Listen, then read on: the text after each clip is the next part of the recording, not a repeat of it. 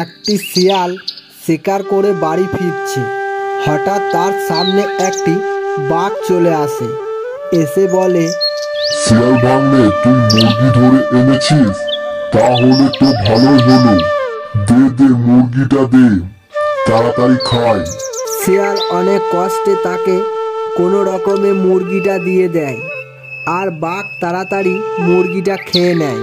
তখন শিয়াল মনে মনে বলে, আজ তুই আমার শিকার খেয়ে নিলি, এই প্রতিশোধ তো একদিন আমি নেবই। এই বলে শিয়াল চলে যায়। একদিন বাঘ শিকারের জন্য ঘুরে বেড়াচ্ছে, কিন্তু শিকার পাচ্ছে না।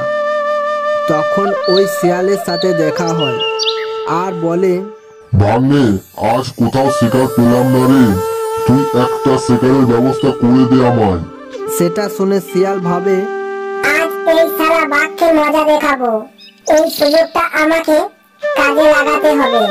তখন শিয়াল বলে, ও মামা, এই ব্যাপার, তুমি কোনো চিন্তা করো না।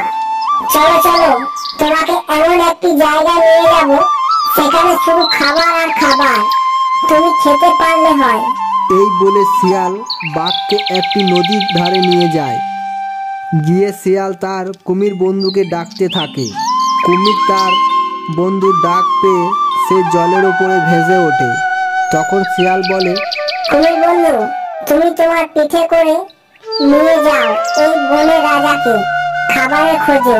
তখন বাঘ লাফিয়ে কুমিরের পিঠে চেপে পড়ে, আর কুমির তাকে জলের তলে নিয়ে যায়। আর শিয়াল বলে, শালা বোকা বাঘ, বনের রাজা না, তুই এবার কি করে বাঁচবি দেখ। তুই আমার শিকার খেয়ে নিয়েছিলিস, তাই না? এবার মজা দেখ, যা তুই এবার জলের মধ্যে ডুবে মর।